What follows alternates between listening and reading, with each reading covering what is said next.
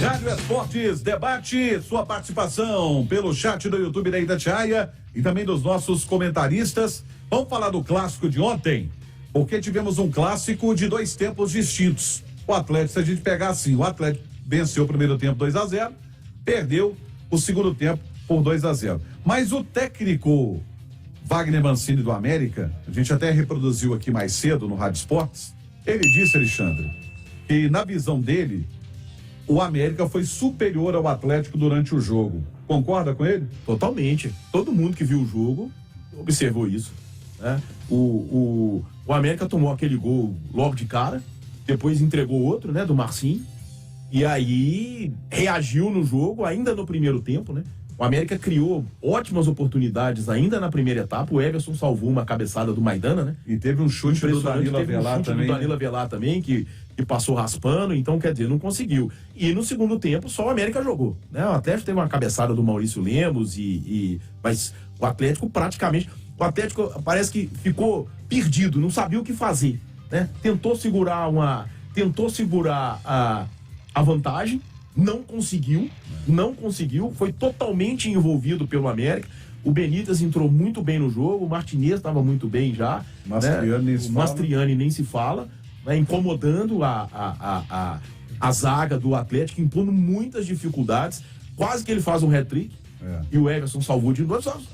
Repara, em oportunidades, em finalizações, acho que foi quase o dobro do América em relação ao Atlético, tá? Foi quase o dobro de finalizações do América em relação ao Atlético. E em produção, estratégia de jogo, o América foi muito superior ao Atlético. E a gente precisa levar sempre em conta, quando a gente faz esse tipo de análise, o Romano, a questão do investimento e do material humano à disposição. Sim. Né? Não é fácil pro América pegar um Atlético dentro do Mineirão, com um público bom, perdendo de 2-0, e ir buscar um 2-2 e merecer a virada. Então, é essa a questão, e é isso que preocupa em relação a esse início de trabalho do Filipão no Atlético. Não teve tempo, não sei. Ok, gente, ok. Mas acontece de treinador chegar sem tempo e mudar o time. O Dorival fez isso no São Paulo esse ano, por exemplo. E tem um outro detalhe que eu gostaria até de saber a opinião de vocês, que é a seguinte: não teve tempo para treinar, concordo plenamente. Mas, quando você não tem tempo para treinar, você não mexe muito também na condição do time, né? Deixa eu só... Você falou sobre finalizações. O América teve 23 finalizações, o Atlético 12. Então, o dobro, praticamente. Tô vendo aqui no SofaScore. Com um detalhe. No gol, foram 6 chutes a gol do América, 5 do Atlético. E o América, pra você ter ideia, teve 7. Isso aí é ataque, gente. O América teve 7 escanteios, o Atlético 4. Isso é ataque também. E aí a gol, quer dizer, aquela do Danilo Avelar que raspou o travessão não conta a gol, por exemplo, entendeu? E é muito mais perigosa do que muita bola que é chutada, mas sem, né? Exatamente. Impor nenhuma dificuldade ao goleiro. Então é uma estatística que né? Então é uma questão. O América teve muito mais chances de gol do que o Atlético e jogou muito mais do que o Atlético. Merecia vencer o clássico, sem dúvida nenhuma. Só no segundo tempo, o América teve 53% de posse de bola e o América que foi superior em chutes no gol.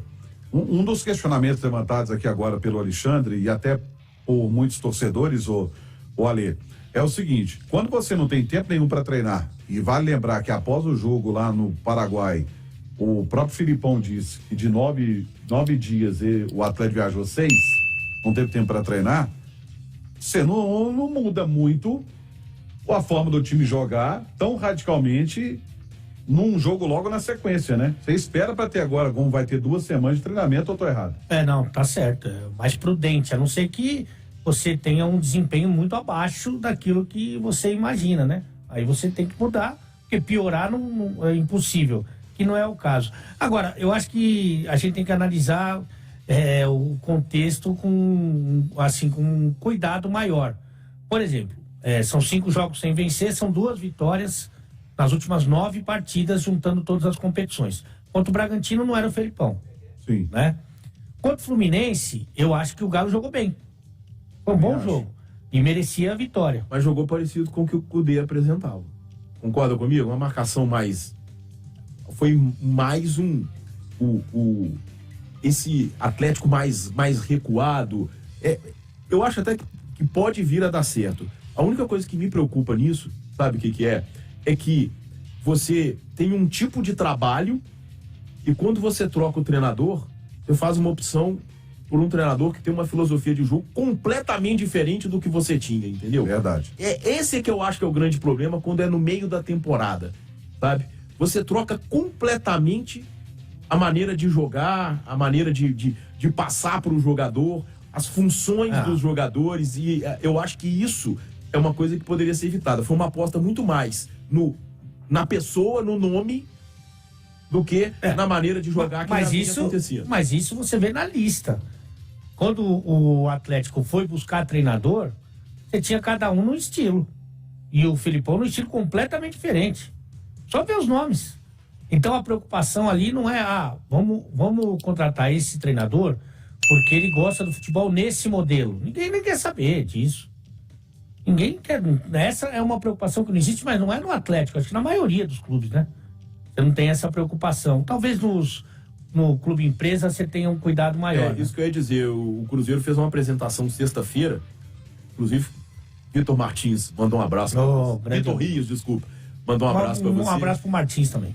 Isso. Aqui, e aí foi interessante que o Pedro Martins, é por isso que eu botei o Martins, o Pedro Martins mostrou uma planilha lá muito interessante. Ele diz, gente, isso aqui é um planejamento, é um processo. Não vou dizer que o Cruzeiro é o Barcelona, até porque quando o Cruzeiro disse que foi Barcelona, a coisa deu ruim em 2011, né? O Barcelona das Américas desandou tudo. Mas, de toda forma, existem lá conceitos em que o treinador precisa se adaptar. E outra coisa interessante, o monitoramento de mercado de treinador, ele é constante. Não que o Pepa vá sair, não é isso. Mas observam treinadores que possam se encaixar aos conceitos que a SAF propôs. É interessante isso. Não, é interessante. Agora, enfim, contra o Fluminense eu achei que jogou bem. Contra o Fortaleza, no primeiro tempo até que estava ok. Não estava jogando bem, não estava jogando mal. Mas depois, no segundo tempo, foi uma tragédia. Contra o Libertad, conseguiu a classificação, que era o mais importante, era conseguir a classificação. E ontem realmente foi uma partida aquém do que se espera de um time como o Atlético. Eu vou fazer as cobranças mais duras, eu acho que justamente quando você tem essa pausa para treinar. Sim. Então aí você vai ter mais tranquilidade, aí você vai ter a conversa, aí você vai ter o treinamento, você vai ter ali as correções, sabe? As preferências. Então acho que aí eu acho que é um momento de você fazer uma cobrança um pouco mais dura. Evidentemente que uma semana o treinador trabalhar não é o ideal, mas é muito melhor do que essa sequência que o Filipão foi submetido. Fato é que a coisa vai ficando distante no Campeonato Brasileiro, né? Nada, são 13 pontos de distância do líder, o que é uma distância considerável e mais. Tem um montão de postulantes ao título no meio desse caminho aí, né? Então não é só pensar no Botafogo, é toda essa turma que já está na frente. De qualquer forma, eu acho que essa semana vai ser providencial para o Galo para tentar se arrumar e aí sim a gente observar contra o Corinthians, contra o Corinthians, hein? Jogo simbólico pelo que aconteceu na Copa do Brasil. Contra o Corinthians, o que o Filipão pensa mais a respeito do jogo. Mas tem um detalhe, o Atlético anda perdendo pontos para quem está abaixo dele. E o Corinthians pode entrar hoje na zona de rebaixamento, né? O Goiás venceu o Coritiba hoje, 8 da noite lá na Serrinha. O Goiás ultrapassa o Corinthians e o Corinthians vai encarar o Galo ocupando a zona de rebaixamento. É interessante, olha, você colocou essa questão aí, o Botafogo são 13 pontos. É uma distância considerável para 13 rodadas. Quer dizer, o Botafogo, a cada rodada, marcou um ponto a mais que o Atlético. Sim. A cada rodada marcou um ponto a mais que o Atlético. O Grêmio tem 6 pontos a mais que o Atlético, só que 3 vitórias. Então o Atlético necessitaria no mínimo de 3 rodadas para ultrapassar o Grêmio, dando tudo certo. 100% pro Galo, 0 pro Grêmio. 2 rodadas não adianta. Isso. O Flamengo são 5 pontos de frente, só que o Flamengo também tem 3 vitórias a mais. Então, quer dizer, o Atlético teria que marcar 6 pontos a mais que o Flamengo. Então, seria no mínimo 2 rodadas. É isso. E a marca do título, nos pontos corridos, é você marcar 2 pontos por rodada. Nunca um vice-campeão chegou aos 76 pontos, ou aos 75. O melhor é o Santos de 2019, 74. Então, o Atlético, nessa conta de 2 pontos por jogo, ele está com 6 de defasagem. Ele teria que ter hoje 26, ele tem 20. Tá? E para você chegar nisso, como você tem que marcar 2 pontos por jogo, seriam 6 vitórias consecutivas. Se o Atlético vencer os 6 próximos jogos, ele vai terminar o turno, na 19ª rodada, ele terá 38 pontos. Num campeonato tão equilibrado, é uma tarefa difícil. Então, esse é que é o problema do Atlético. Você abre 2-0 num jogo contra um adversário que é vice-lanterna do Campeonato Brasileiro, que tem uma qualidade técnica inferior à sua, e entrega o empate e quase a derrota. Isso é muito complicado num campeonato tão equilibrado como é a Série A do Brasileirão. E vocês acham que tem que tirar a tarja de capitão do Hulk? Acho que isso é muito mais uma decisão interna. O que a verdade é que o Hulk precisa se controlar, o Romano. Eu acho até que foi meio que não foi positivo pro Atlético essa história de arbitragem, ficou parecendo cortina de fumaça em cima de uma atuação ruim do time, né? Mais uma atuação ruim do Atlético. Então, arbitragem, o Wilton Pereira Sampaio. No jogo, ele não teve influência nenhuma. Deu um amarelo pro Hulk. Sabe, o que acontece dentro de campo, sabe, é difícil, é complicado, sabe, é complicado. O árbitro também ficar escutando. O jogador, a gente teve alguns momentos do Fred, você vai se recordar isso, que o Fred queria apitar o jogo. Sim. O Fred, centroavante, né? O Hulk parece que tem a mesma coisa, parece que o Hulk quer gravar um podcast com o juiz. O D'Alessandro, lembra do D'Alessandro? Que ele quer ser o VAR, que ele quer ensinar pro juiz, que ele quer falar como é que acontece, sabe? Esquece um pouco, sabe? Esquece um pouco, tenta só jogar bola, entendeu? Tenta só jogar bola, porque aí ele pode fazer a diferença. Agora, dessa forma, ele não vai fazer. Porque é um jogo importante, que é contra o Corinthians, ele tá fora. A verdade é que, pelo que parece, pela reincidência absoluta, não tem ninguém na direção do Galo ou na antiga comissão que pudesse chegar pro Hulk e dar a dura nele. Você concorda? Uhum. Porque se alguém fez isso, não adiantou de nada. Eu imagino que o Felipão, não só com o seu tamanho, mas com a sua experiência para falar com os caras bons, porque o Felipão dirigiu vários bons, né? Inclusive o Hulk na seleção. Exatamente. Eu acho que pode ser um caminho. Espero que seja um caminho. Porque tem reclamações e reclamações, né? Sim. E tem a forma como você reclama, né? Exato. Eu acho que é isso. Agora, eu acho que o Filipão tem um lado dele que é muito positivo, né? Primeiro que o Filipão, se você fizer a lista aí dos 5 maiores treinadores da história do futebol brasileiro, ele está. Não só por ter sido pentacampeão com a seleção, não. Pelo que ele fez em clubes também, né? Então ele está. E o Filipão, o que acontece? Ele sempre teve muita facilidade para poder lidar. Você pegar aquele Palmeiras de 99, nossa, não era fácil.